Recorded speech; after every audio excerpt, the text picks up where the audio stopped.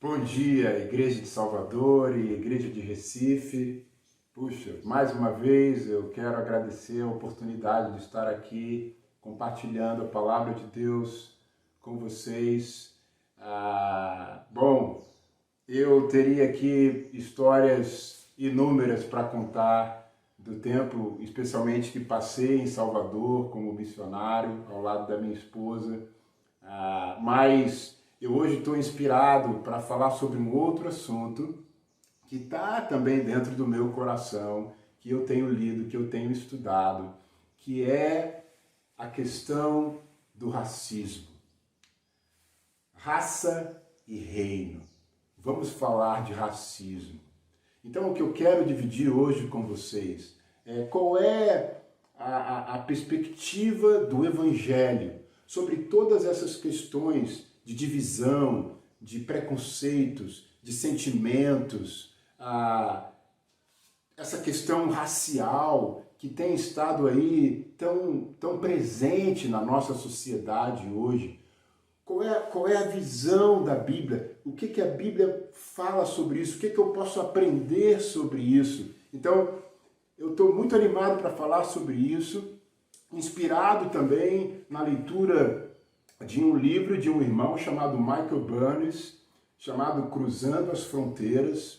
Então eu espero que a lição de hoje possa trazer para você clareza, entendimento, inspiração, questionamento e talvez decisões de irmos juntos com o Evangelho no combate a essa questão chamada racismo e tão presente na nossa sociedade.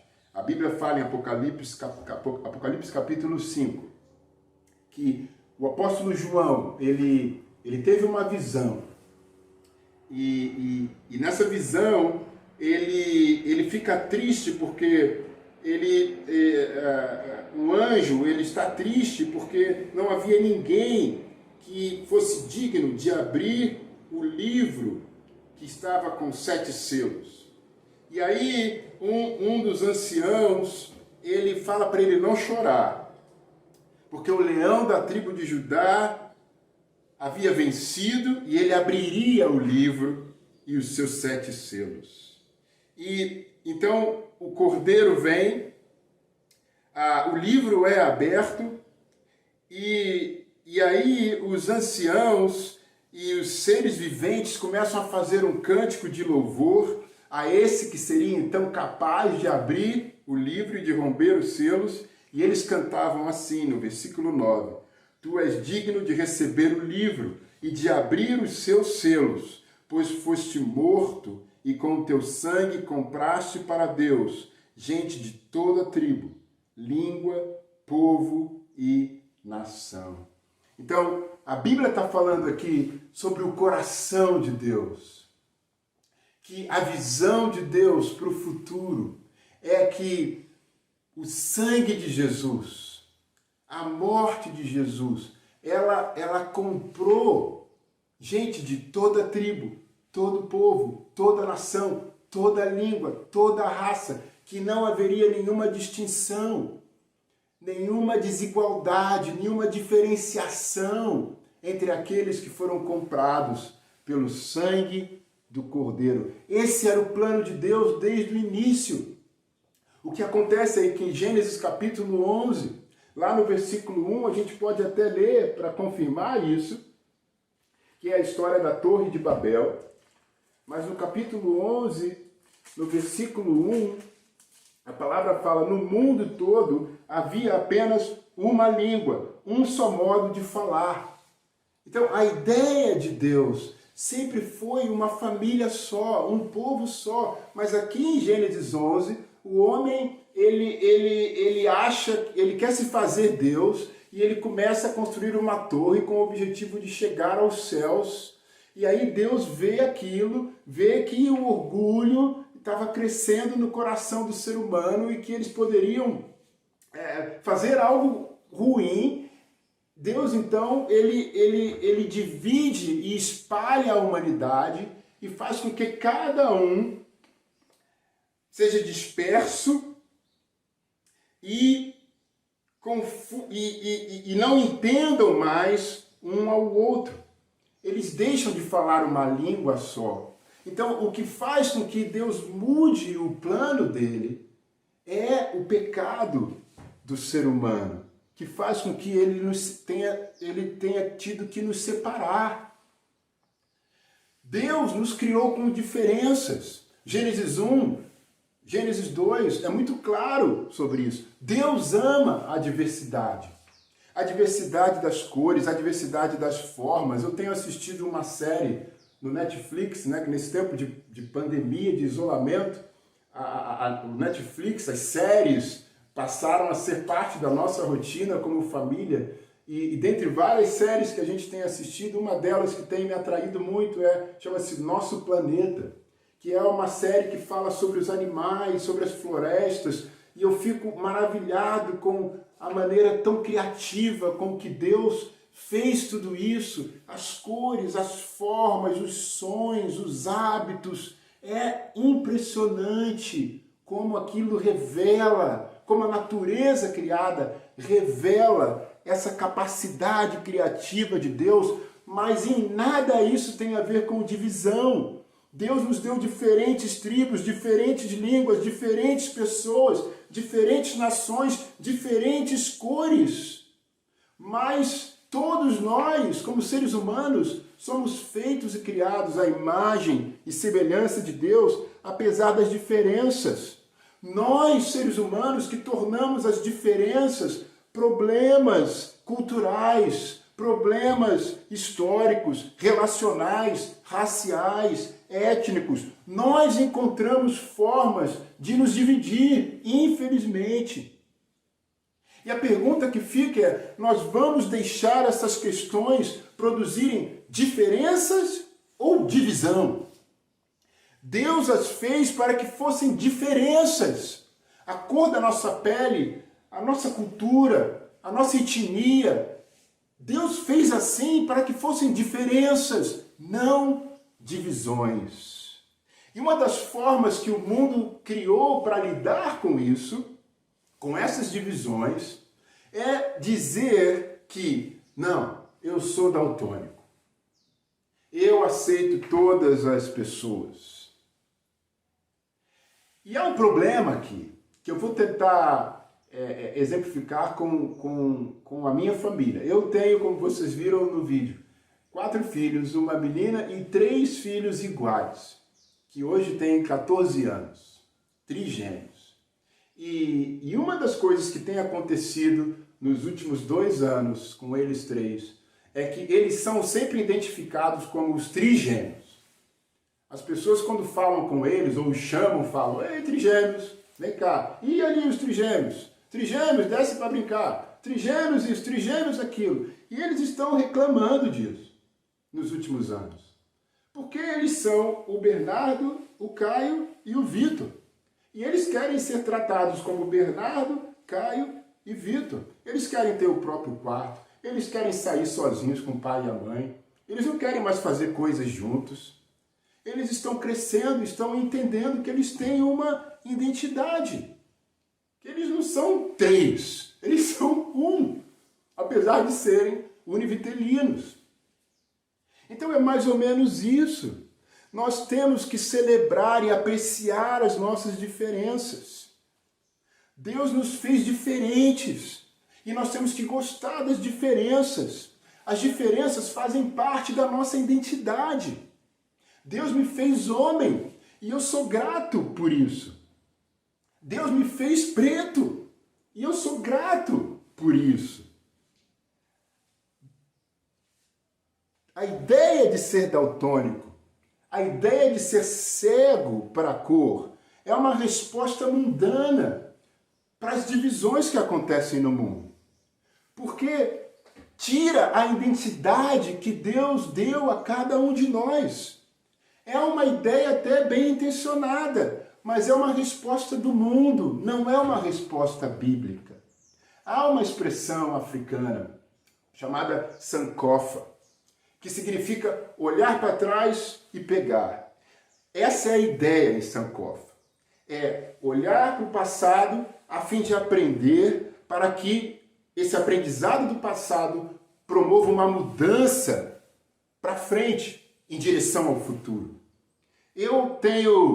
Sou formado em História, e eu tenho feito aqui no Rio um projeto chamado Lugares de Memória. Vídeos que eu gravo, eu tenho visitado alguns lugares aqui na cidade do Rio, no centro do Rio, de memória, onde aconteceram fatos da escravidão negra no Rio de Janeiro. Eu vou nesses lugares, faço um registro histórico do que acontecia ali, algumas ruínas até foram descobertas há poucos anos, e aí eu faço um relato daquele lugar no século XVIII, no século XVII, no século XIX, e publico no Instagram. Fica aí um convite para você conhecer esse projeto. Qual é a minha ideia com isso? Porque eu acredito que quando a gente conhece o passado, a gente aprende e entende o que está acontecendo no presente e encontra forças para irmos em frente no futuro. É interessante porque aí na Bahia, não é a fonte da minha pesquisa, mas o que eu encontrei para fazer essa lição é que, de forma geral, aí na Bahia, em Salvador, no cais da Cidade Baixa, chegaram entre o século XVI e 1850 mais de 1.300.000 africanos trazidos da costa da África escravizados. É muita história. Pessoas que foram vendidas em mercados. E sabe como era essa venda? Esses pretos, eles chegavam nos navios, eles passavam pela alfândega, que era aí no cais da Cidade Baixa, e eram levados para os mercados. Aqui no Rio eram casas, sobrados, na parte de baixo eles ficavam ali depositados. E quando uma pessoa vinha comprar, ela vinha com um médico, esse médico examinava esse preto ou essa preta, eles tinham que ficar pelados, eles eram apalpados, sem qualquer constrangimento, eles tinham que abrir a boca para ver os dentes, eles tinham que gritar, eles tinham que correr, como se fossem peças de um animal. E aí, depois de todo esse exame minucioso, o comprador pagava por ele. Alguns eram acorrentados e os comerciantes andavam com eles pelas ruas, batendo de porta em porta e oferecendo à venda. Alguns eram colocados numa feira pública, ao lado de verduras, legumes, animais, expostos à venda. Então, essa era a realidade do negro há 200, 300 anos atrás, no Brasil. Então, quando você começa a entender isso, quando você começa a estudar isso, a conhecer um pouco disso, você começa a perceber o porquê que a gente está vivendo o que a gente está vivendo e encontra forças para talvez mudar o futuro.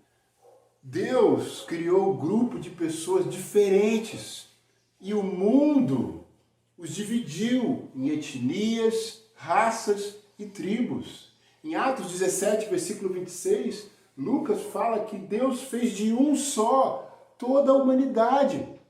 Essa é a verdade, nós viemos de um só ser humano. Mas o mundo disse, não, isso está errado, nós evoluímos de forma diferente, nós somos diferentes, nós somos melhores ou piores, o mundo criou essa divisão.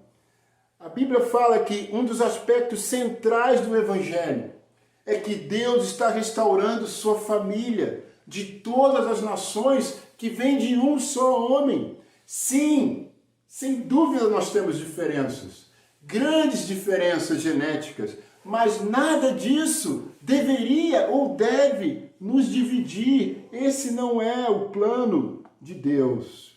Em Efésios capítulo 3, versículo 6, Bíblia fala, Efésios 3, versículo 6, começando no 5. Esse mistério não foi dado a conhecer aos homens de outras gerações, mas agora foi revelado pelo Espírito aos santos apóstolos e profetas de Deus, significando que, mediante o Evangelho, os gentios são co-herdeiros com Israel, membros do mesmo corpo e coparticipantes da promessa em Cristo Jesus. Então, Paulo está falando aqui que Deus revelou o Evangelho pelo Espírito Santo aos apóstolos, aos profetas, e esse Evangelho fala que tanto os gentios, os não-judeus, quer dizer, eu e você, como os judeus, somos membros do mesmo corpo e coparticipantes da promessa em Cristo Jesus. Ou seja, o plano de Deus é que um dia nós voltaremos a ser uma família só. Deus quer terminar com essas divisões. E Efésios fala que por meio de Cristo e do sangue dele na cruz, essa parede, esse muro foi destruído. Mas a humanidade não fez isso. A humanidade simplesmente não seguiu a Bíblia e deixou que o pecado guiasse as nossas ações. Lá no século IV a.C., Aristóteles, um filósofo grego, ele criou uma teoria chamada teoria do clima, que, a grosso modo, ele falava nessa teoria que as regiões muito frias, elas não tinham a capacidade de produzir vida. E bem como as regiões muito quentes do planeta, também, por conta da elevação da temperatura, não tinham condições de produzir vida. E que as regiões ali que ficavam no meio termo, com temperaturas moderadas, era onde a vida florescia. E justamente era onde ele morava, a Grécia. Então a teoria dele caiu por terra, porque nós estamos aqui no extremo sul do planeta, que é quente, e nós florescemos. Assim como as regiões mais frias, existem pessoas vivendo lá. Só que essa teoria de Aristóteles, ela foi usada pelos romanos, por exemplo. Os romanos tinham essa mentalidade de que onde eles viviam era a região onde a vida podia florescer. E eles se julgavam, então, melhores, superiores do que os outros. Os romanos escravizavam os eslavos. Quem eram os eslavos? São hoje os búlgaros, os sérvios, os croatas, os tchecos, os eslovacos, os poloneses.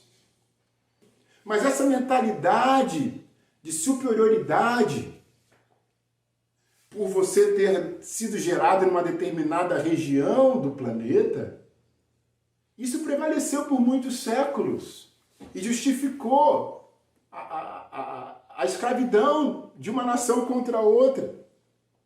Só que o que acontece no século XV, os eslavos, esses povos europeus ali mais para cima da Europa, das regiões mais frias, eles começaram a questionar a escravidão.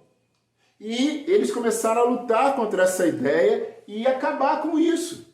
Aí o que aconteceu? O foco se voltou para a África. O mundo começa a se tornar escravocrata.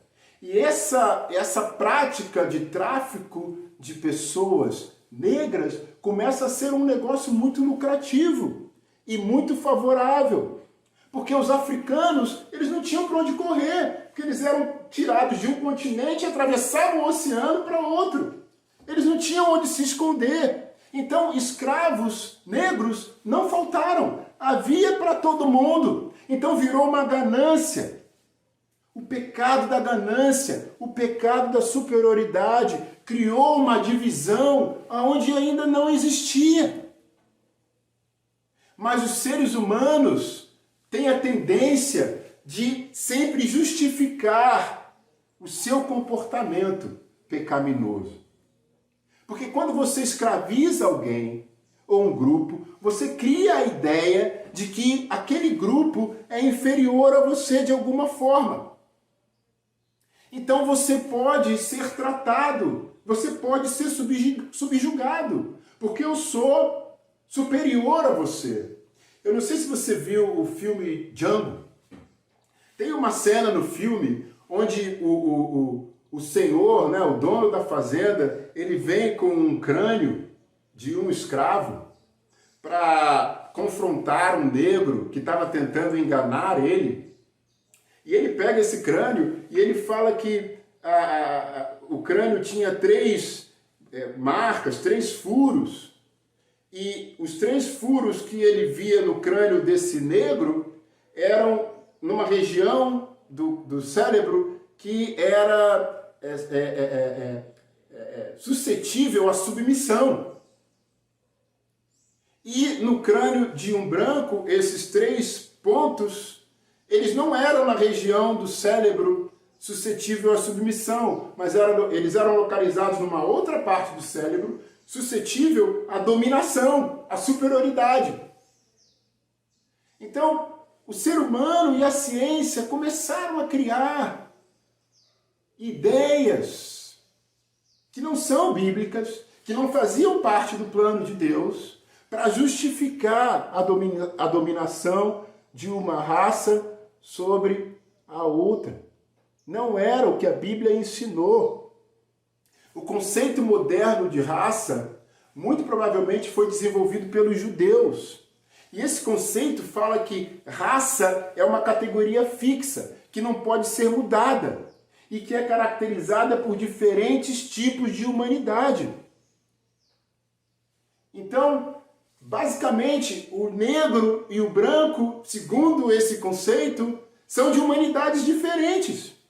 E o branco, ele era, então, superior ao negro. Por isso, a escravidão do negro era justificável.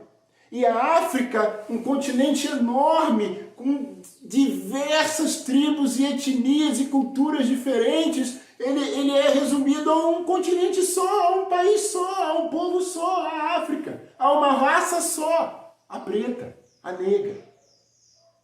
E nós sabemos que as diferenças na África são enormes. Mas o mundo criou isso para justificar essa ideia de divisão. Mas estudos científicos recentes derrubaram, fizeram cair essa ideia racial. Porque a ciência genética já tem descoberto que só existe uma cor entre os seres humanos. Todos nós somos marrons. Se você tem um pouco mais de melanina, você é marrom escuro, como eu. Se você tem uma deficiência de melanina, você é marrom claro, como a minha esposa.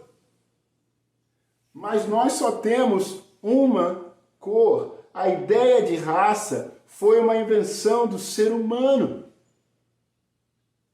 Deus nos fez diferentes, mas sem divisões.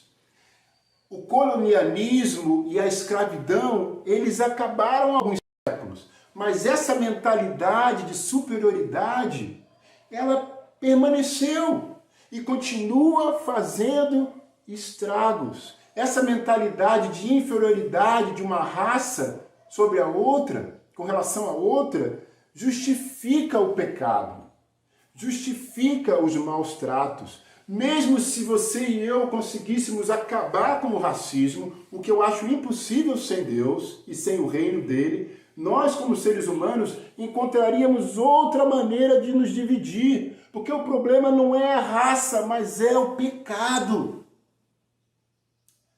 Agostinho de Hipona, uma cidade provincial romana na África, filósofo e teólogo, ele falou isso aqui no século IV. Somos descendentes de um só homem, não importando nossa forma, nação ou cor. Somos todos de uma mesma família. Esse era o ensinamento da igreja primitiva. Era isso que era ensinado pela igreja. Mas ao longo dos séculos, essa ideia foi sendo desconstruída. E entrou então a ideia da maldição de Cã. Você já ouviu falar sobre isso? Cã era um dos filhos de Noé. E lá no capítulo 9 de Gênesis, vamos lá rapidamente, tem uma história que talvez você já tenha lido. Noé, ele se embriaga, ele fica bêbado, depois do dilúvio. E aí, lá no versículo 9, no capítulo 9, no versículo 18, versículo 20, Noé, que era agricultor, foi o primeiro a plantar uma vinha. Bebeu do vinho, embriagou-se e ficou nu dentro da sua tenda. Cã, pai de Canaã, viu a nudez do pai e foi contar aos 2 irmãos que estavam do lado de fora. Mas Sem e Jafé, os outros 2 irmãos, pegaram a capa, levantaram-na sobre os ombros e, andando de costas para não verem a nudez do pai, cobriram. Quando Noé acordou do efeito do vinho e descobriu que o seu filho caçula lhe havia feito, disse: Maldito seja Canaã, escravo de escravos será para os seus irmãos. Bendito seja o Senhor, o Deus de Sem, e seja Canaã seu escravo. Amplie Deus o território de Jafé, habite ele nas tendas de Sem, e seja Canaã o seu escravo. Então, por conta dessa atitude de Cã, de talvez fazer uma ironia, um bullying com o próprio pai, de que ele estava bêbado e nu, Noé lançou uma maldição sobre ele, de que ele seria escravo, de que ele seria, os seus descendentes, dominados pelos irmãos e os descendentes dos outros 2 irmãos. E essa ideia da maldição de Cã, ela foi usada pela igreja para justificar a escravidão. Que o fato da pessoa ter nascido negra, com a pele escura, era porque aquela pessoa era descendente de Cã. E por conta da maldição de Cã ter sido ele ser escravo, o negro, ele tinha essa descendência. Então, os negros, eles eram descendentes de Cã. Então, a Bíblia era usada para justificar a superioridade do branco sobre o negro. E a gente vê aqui na palavra de Deus que não tem nenhuma relação com a pele. O que a Bíblia fala aqui é sobre Canaã, que depois seria a terra prometida. O homem vai mudando a palavra de Deus e seguindo os seus próprios interesses. Então, o ensinamento padrão era de que você ser escravo era a determinação de Deus. Era o plano de Deus para você, homem ou mulher negra.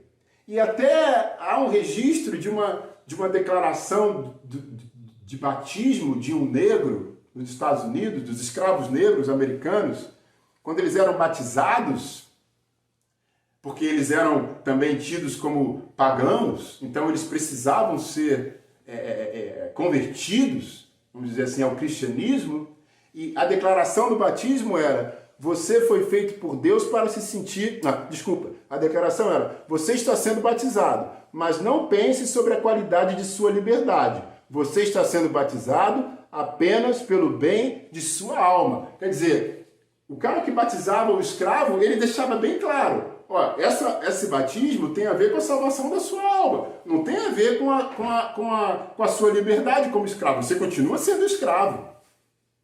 Você continua debaixo, carregando a maldição de Cã. Até mesmo se você vê em alguns filmes que trazem essa realidade escravocrata, especialmente americana, você vê que quando os negros eram castigados por algum ato rebelde, o Senhor, ele lia a Bíblia. Ele justificava as chicotadas dadas naquele negro ou naquela negra pelo fato de talvez ele estar indo contra a vontade de Deus para a vida dele. E ele reunia todos os outros negros escravos para verem aquele negro sendo chicoteado. Há uma ideia aqui também interessante, que é essa imagem que Jesus era branco. Né? Qualquer foto que você vê de Jesus, você vê ele com a pele branca. E essa ideia de Jesus branco também foi usada ao longo da história para fazer com que as pessoas se sentissem inferiores. Ela foi conectada com essa maldição de Cã ao longo da história. Você foi feito por Deus para se sentir inferior. Olha só, o nosso Salvador, ele era branco, viu? Então eu sou superior a você. Isso era ensinado, isso era cultuado, isso era vivenciado ao longo da história. E a gente tem que entender que ser branco não é nada, assim como ser preto também não é nada. Foi algo criado em razão do poder, da lógica de poder, do pecado da divisão, de tornar uma raça inferior à outra, a fim de que ela seja subjugada e explorada injustamente. Estudos recentes mostram que a provável aparência de Jesus e cor da sua pele não tinha nada a ver com os quadros e imagens que nós vemos. Que Jesus, muito provavelmente, não era branco dentro desse conceito que a gente cultua hoje. E se você pegar essa imagem de Jesus, eu acho que fica muito difícil pregar essa ideia de que Jesus era branco. Por isso, de certa forma, a aparência de Jesus importa. Eu acredito, sim, que o povo de Deus deve ser diversificado, que a igreja deve representar a sociedade não só racialmente, mas socialmente também, economicamente também. Só que essas coisas do passado ainda têm impacto hoje no mundo. A impossibilidade de acesso que foi dada aos primeiros teve consequências ao longo da história para quem vive hoje. E é para essa sociedade que nós pregamos o Evangelho. A raça é uma parte importante do poder há muito tempo. E isso continua acontecendo, os efeitos disso, mesmo depois da escravidão. Privações de direito, destruição, linchamento, educação desigual, acesso desigual, filosofias de superioridade, segregação, diferenças econômicas entre as pessoas. Nós precisamos conhecer esse cenário, não para criar uma mentalidade de vítima, mas porque a gente precisa entender o que as pessoas passaram. E essas diferenças, elas aparecem na igreja também. E nós precisamos aprender a lidar com elas. Você tem que entender, irmão e irmã, branco, branca, que quando eu saio do convívio da igreja, por ser negro, a situação que eu vivencio é muito diferente da sua por ser branco. Que a minha história de vida por ser negro é muito diferente da sua por ser branco. Há pouco tempo, eu estava pedalando, atravessando uma rua pela passarela na minha bicicleta, e a pessoa que estava vindo na direção oposta, ela estava com uma bolsa tiracolo, quando ela viu eu me aproximando, ela apertou a bolsa no braço. Isso é uma das histórias que eu passo praticamente quase todos os dias, quando eu saio do convívio da igreja. Eu não vivo essas coisas na igreja, mas eu só saí do convívio que começam a acontecer esses episódios, de pessoas olharem para o meu carro e olharem para mim e não entenderem como é que um negro pode ter um carro daquele. De eu sair com a minha esposa, que é branca, de mãos dadas pela rua, e as pessoas ficarem chocadas de nos ver de mãos dadas um com o outro. São situações cotidianas de eu entrar no supermercado e ser seguido, literalmente, por um segurança. Isso acontece quase todos os dias, na minha vida por ser negro e talvez na vida do seu irmão e da sua irmã aí.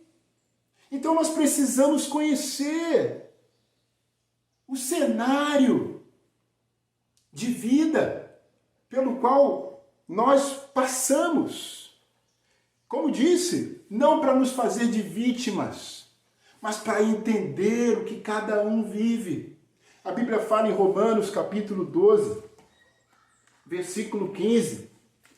Paulo vai falar aqui o seguinte, para a igreja em Roma, que também vivia grandes conflitos étnicos entre judeus e gentios. E no capítulo 12, versículo 15, Paulo vai falar: alegrem-se com os que se alegram, chorem com os que choram. Muito provavelmente você, como branco, não vai conseguir remediar a minha dor por ser negro.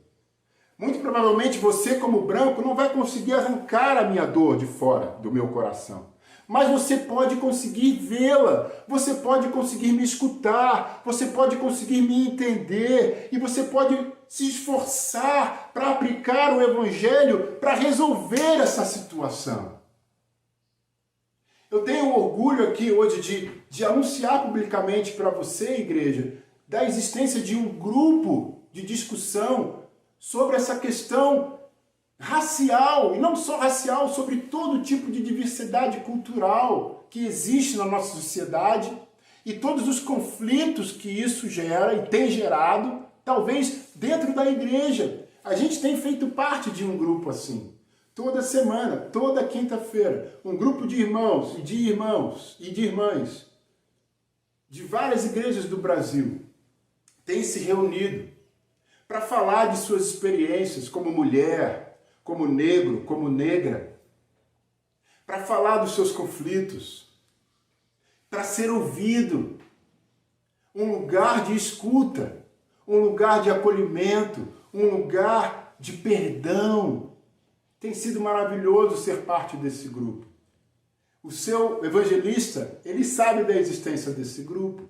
Fale com ele, converse com ele. Faça parte, não importa se você é branco, se você é negro, se você é casado, se você é solteiro. Não importa.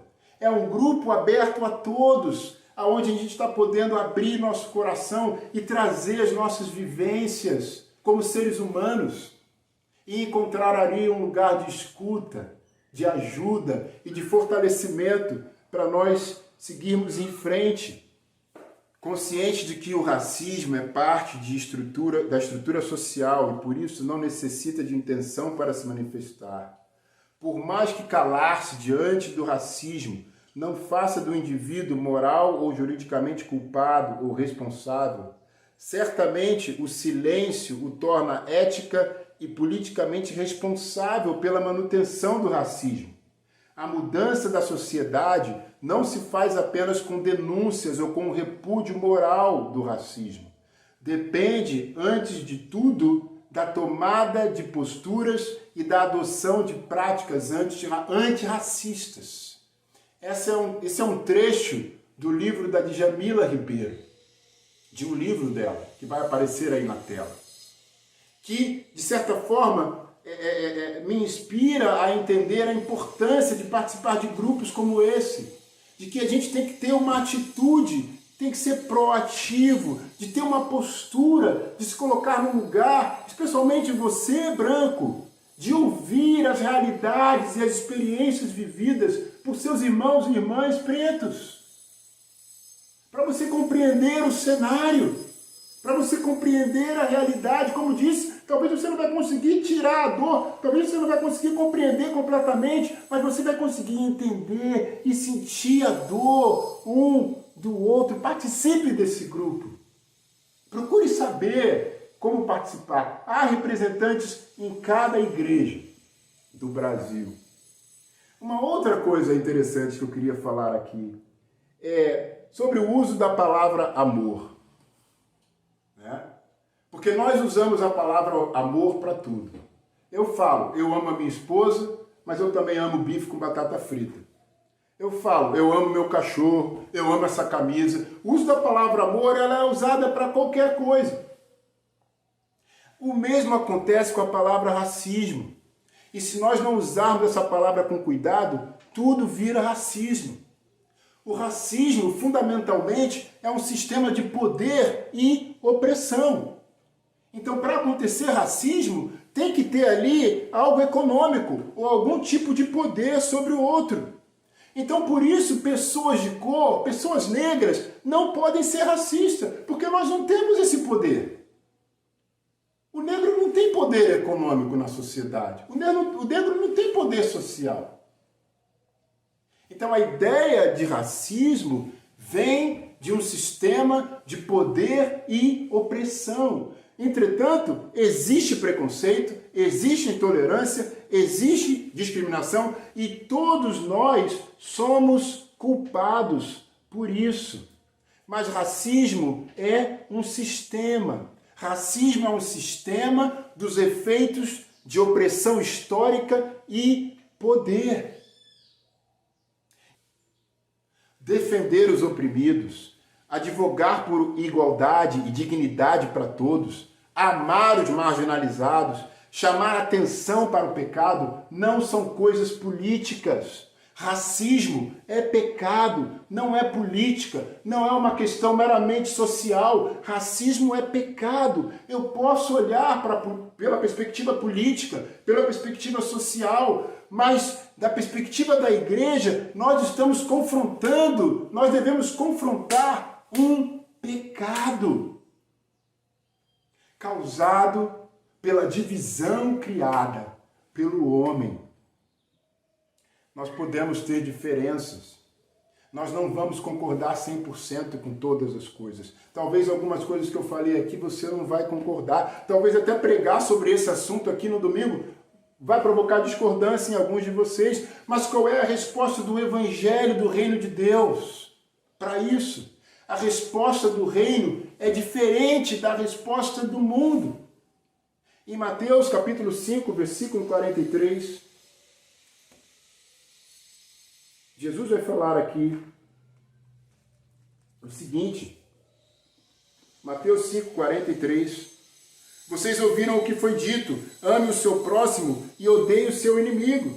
Mas eu lhes digo, amem os seus inimigos e orem por aqueles que os perseguem, para que vocês venham a ser filhos de seu Pai, que está nos céus, porque Ele faz raiar o seu sol sobre maus e bons e derrama chuva sobre justos e injustos. Se vocês amarem aqueles que os amam, que recompensa vocês receberão? Até os publicanos fazem isso. E se saudarem apenas os seus irmãos, o que estarão fazendo demais? Até os pagãos fazem isso. Portanto, sejam perfeitos como perfeito é o Pai Celestial de vocês.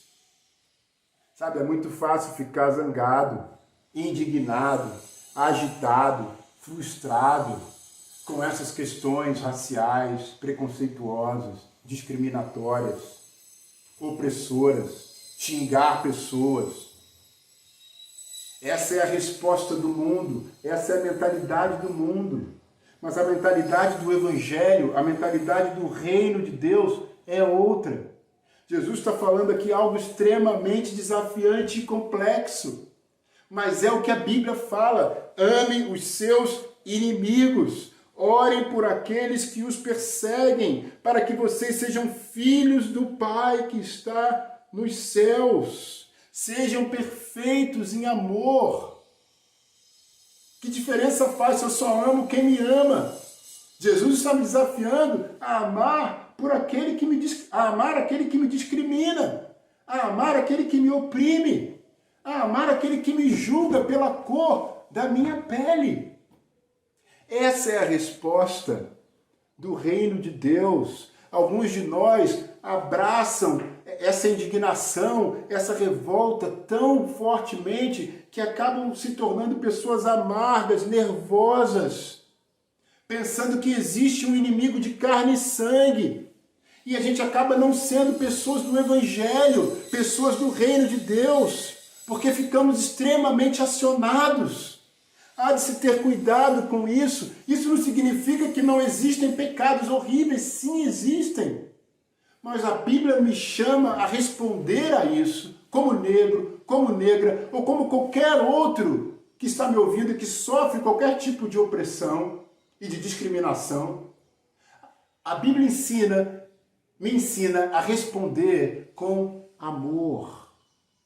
O caminho da liberdade é a cruz, exige autossacrifício. Eu não posso devolver com a mesma moeda, porque aí eu vou criar um ciclo que não vai acabar nunca. O único jeito de um cristão, de uma cristã, destruir os seus inimigos é amá-los até que eles virem seus amigos. Eu sei que isso é difícil, mas essa é a resposta do reino de Deus. A identidade e a perspectiva do reino é tão importante para lidar com isso também. Em 1 de Pedro, capítulo 2, versículo 9, o apóstolo Pedro vai falar aqui o seguinte, 1 de Pedro 2, versículo 9, vocês, porém, são geração eleita, sacerdócio real, nação santa, povo exclusivo de Deus para anunciar as grandezas daquele que os chamou das trevas para a sua maravilhosa luz. Antes vocês nem sequer eram povo, mas agora são povo de Deus. Não haviam recebido misericórdia, mas agora a receberam. Pedro está falando que um cristão, uma cristã que reconhece os seus pecados, que entende o que Jesus fez por ele ou por ela na cruz e decide fazê-lo Senhor e Salvador, se batizando e seguindo, obedecendo os seus ensinamentos.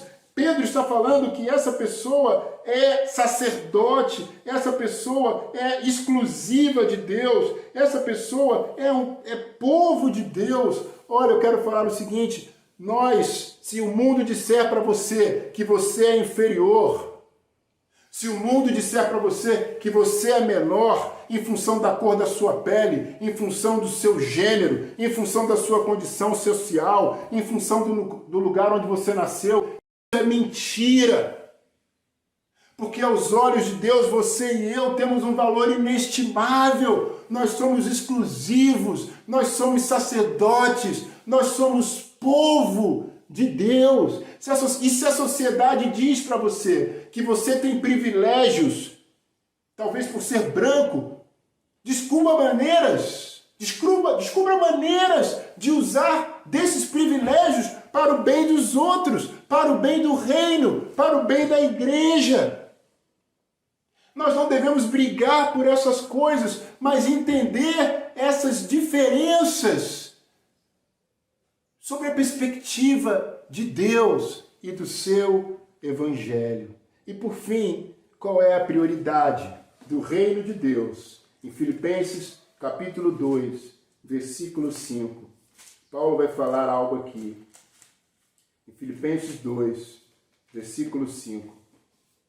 Seja a atitude de vocês a mesma de Cristo Jesus, que embora sendo Deus, não considerou que o ser igual a Deus era algo que devia apegar-se, mas esvaziou-se a si mesmo, vindo a ser servo, tornando-se semelhante aos homens. Paulo está chamando a igreja em Filipos a ter a mesma atitude de Jesus, que era Deus, mas abriu mão de ser igual a Deus, que se esvaziou, que viveu como um servo, que viveu em benefício do outro, que nós possamos viver sempre pelo benefício dos outros, que isso deve ser a nossa prioridade, que essa ideia determine a maneira como eu vivo. A gente tem que se perguntar, eu estou vivendo em benefício dos outros? Eu estou agindo em benefício da comunidade, em benefício do grupo?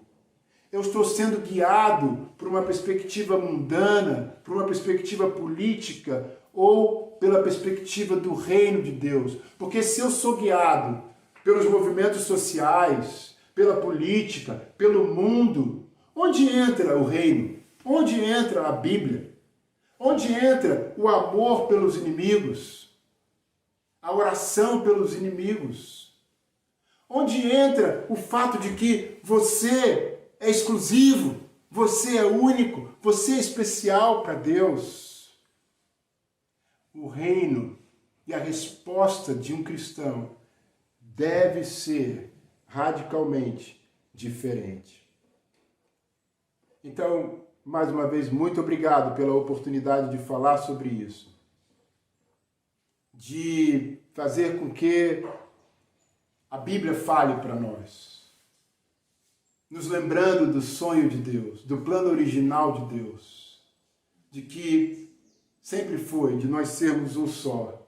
De nós sermos uma nação só. De nós sermos um povo só. Sim, Deus nos fez diferentes.